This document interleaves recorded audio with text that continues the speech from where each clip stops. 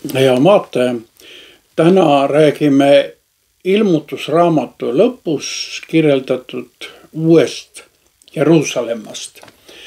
Uus Jeruusalemm on pilt viimsest, see on esimese maa ja esimese taeva ja 1000 aasta riigi järgsest tõelisusest, mida kirjeldab siis ilmutusraamatu 21. peatükk. Aga kuulakem seda pisut alguses, et saada nii-öelda selline maitseproov. Ma nägin uut taevast ja uut maad, sest esimene taevas ja esimene maa olid kadunud ning merd ei olnud enam. Ja ma nägin püha linna, uut Jeruusalemma taevast Jumala juurest alla tulevat, valmistatud otse kui oma mehele ehitud mõrsja ja ma kuulsin valju häält troonilt hüüdvat. Vaata, Jumala telk on inimeste juures ning tema asub nende juurde elama ning nemad saavad tema rahvaiks ning Jumal ise on nende juures nende Jumalaks. Tema pühib ära iga pisara nende silmist ning surma ei ole enam ega leinamist ega kisendamist ning valu ei ole enam, sest endine on möödunud. Ja troonil istuja ütles, vaata, ma teen kõik uueks. Tema ütles kirjuta, sest need sõnad on ustavad ja tõelised. Ja ta ütles mulle, see on sündinud, mina olen A ja O, algus ja ots. Mina annan Janusele ilma tasuta eluvee allikast. Võitja pärib selle kõik ning mina saan temale Jumalaks ja tema saab minule pojaks. Aga argade ja uskmatute ja jäledate ja mõrtsukate ja hoorajate ja nõidade ja ebajumala teenijate ja kõigi valetajate osa on tule ja väävliga põlevas järves. See on teine surm. Selline on Jumala sõna. Meile öeldakse, et see linn, uus Jeruusalemm, laskub ülalt. See paneb meid mõtlema Jeesuse sõnadele, sinu tahtmine sündigu nagu taevas, nõnda ka maa peal. Kõigepealt taevas ja siis maa peal. Uue Jeruusalemma kohta öeldakse, et seal ei ole enam surma ega leinamist ning valu ei ole enam, sest endine on möödunud. Ometi ei ole siin tegemist mingi sellise kehatu vaimse tõelisusega või rahuga sealpool surma, nagu Hiob seda lõpplahendusena näeb, vaid mõeldud on siin patulangusest tuleneva needuse kõrvaldamisele, mis vanas maailmas konflikti ja mõtestust külvas. Või nagu prohvet Jesaja oli ennustanud 65. peatükis 20. salmis ja sealt edasi, et seal ei ole enam imikut, kes elab ainult mõne päeva, ega rauka, kellel ei täituda päevade määr. Nooreks peetakse seda, kes sureb 100-aastaselt ja neetuks seda, kes ei saa 100 aastat täis. Nad ehitavad kodasid, elavad neis, istutavad viinamägesid ja söövad nende vilja. Niisiis nägemus uuest taevast ja uuest maast kirjeldab seda olukorda, kus tõepoolest neid needusi, millest me massiivselt kuuleme 5. Moose raamatu 28. peatükis näiteks, seal enam ei ole. Kas see on loomuliku loomiskorra taastamine? Ei, see nägemus ületab normaalse loomuliku loomiskorra. Pilt uuest Jeruusalemmast näitab uut inimest uutes inim- ja Jumala suhetes.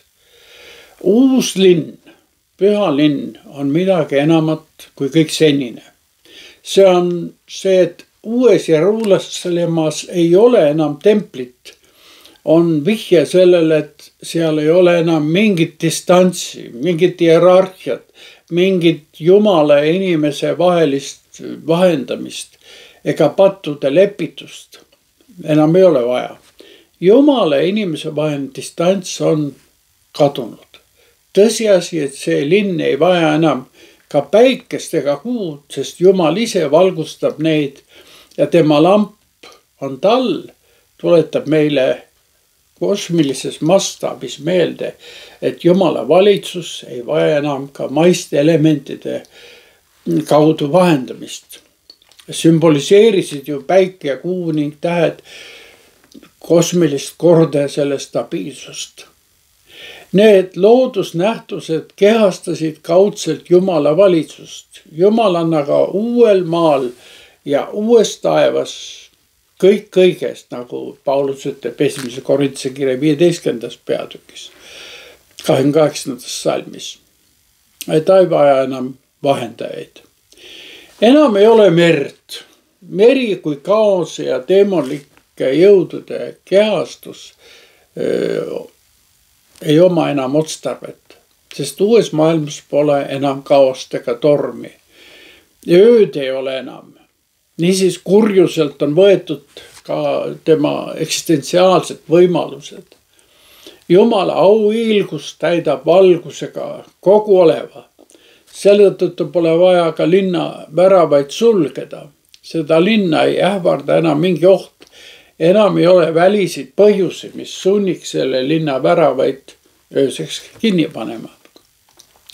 Aga kas see on siis kõigile rahvastele ikkagi täiesti avatud linn? Paljud sooviksid seda just nii näha, sellise universaalse lahendusena kõigile. Aga siin on ju põhjenduseks tuueks, et siin on öeldud, et ja rahvaste hiilgus ja au kantakse sinna sisse. Kas sellest tuleks järeldada, et lõpuks jõuab sinna igaüks? Kui see nii oleks, tuleks paljudest selle pildi joontest, mida me oleme tundma õppinud, loobuda. Sest nendes tekstides jääb ikkagi püsima tugev vastandumine või selline dualism. Siin öeldakse, et väljaspool on koerad ja nõiad ja hoorajad ja mõrtsukad ja ebajumala teenijad ning kõik, kes valet armastavad ja teevad. 22. peatükk, 15. salm. Samuti on öeldud, et see ei ole paik argade ja uskmatute jäledate ja mõrtsukate ja hoorajate ja nõidade ja ebajumala teenijate ja kõigi valetajatele. See on 21. peatükk, 8. salm. Sellesse linna ei kuulu kõik need, kes pole kirjutatud talle eluraamatusse. Aga paganad, kes käivad tema valguses, toovad siia oma andami. Siin on selgelt öeldud, kes käivad tema valguses. Need toovad andami, need tulevad sellesse linna. Selle väravad on neile avatud. Veel on küsimus, kas ilmutuse raamatu viimane sõnum, kui keegi võtab midagi ära sellest prohveti raamatu sõnadest, siis Jumal võtab ära tema osa elupuust ja pühast linnast, millest on kirjutatud selles raamatus. Kas see kehtib kogu piibli kohta või ainult ilmutusraamatu kohta? Ilmselt puudutab see eelkõige ikkagi ilmutusraamatut ennast. Nõnda siis nägemus uuest Jeruusalemmast kutsub meid üles Kristuse kuningriiki tõsiselt võtma. Aeg Jeesuse esimese ja teise tuleku vahel on aeg, mida tuleks kasutada. Selleks, et täita neid konkreetseid ülesanded, millega Kristus oma koguduse kord teile saadis. Hea vaataja, uus Jeruusalemm ei tule lihtsalt nii, et kohe homme, vaid ta tuleb ülalt ja see sünnib äkki siin ja seal, kuid mitte ettearvatavalt või tingimata institutsioonina. Vanemad kommentaarid on seda ikka jälle väljendanud, et Kristuse tuleku puht kronoloogiline ootus võib valmistada pettumusi. Milles seisneb siis nende pettumuste põhjus? Äkki on viga juba lähenemisviisis. Ilmutuse raamat esitab Jeesust Kristust nii majesteetlikult, nii püha ja ligipääsmatuna. Võiks öelda, et paradoksaalselt, isegi vanatestamentlikult. et raske on näha teda siin veel teenijana, õpetajana, kes peseb õpilaste jalgu. See kontrast tuleb esile ka kogudustele antud läkituste ja pühalinna hiilguse vahel. Ometi kuulub meie usu järjepidevuse juurde ka see sõnum, mida Hebra kiri ütleb 13. peatükis 8. salmis. Jeesus Kristus on seesama eile ja täna igavesti. Võib-olla peaksime me Jeesuse Kristuse tagasitulekule mõtlema ka Emmause teel olevate jüngrite loo valguses. Ta lähenes neile lihtsalt kaasteelise vennana. Siin on küsimus rohkem jäämisest kui tulemisest. Aga kas me teda ka ära tunneksime ja respekteeriksime sellisena? Kas ta peaks tulema tingimata võidutseva valitsejana, et me temasse usuksime? Või hülgab ta selle ime, nii nagu tähendamissõna rikast mehest ja vaesest Laatsarusest, kus issand ütleb, kui nad ei kuule Moosest ja prohvetit, ei neid veena siis ka see, kui keegi surnust üles tõuseks. Või juhtub temaga siis nii, nagu Kristusega Dostojevski jutustuses suur inkvisiitor ütleb, miks sa oled tulnud meid segama, sest sa oled tulnud meid hävitama ja sa tead seda isegi. Kas ta on võib-olla juba tulnud ja me ei ole teda ära tulnud, sest meil oli temast teistsugune kujutlus? Vastus nendele küsimustele on siiski üks, nagu ütleb evangelist Mattus 25. peatükis 31. salmis, aga kui inimese poeg tuleb oma kirkuses ja kõik inglid temaga, siis ta istub oma kirkuse troonile. Ja seejärel näitab ta end ka ligimise armastusest lähtuva kohtunikuna. Ja kuningas vastas neile, tõesti ma ütlen teile, mida te iganes olete teinud, kellele tahes mu kõige pisematest vendadest, seda te olete teinud mulle. See on osa Uue Testamendi kodakondsuse saladusest. Meile ta aga ütleb, ma tulen varsti, ole valmis. Tänan tähelepanu eest.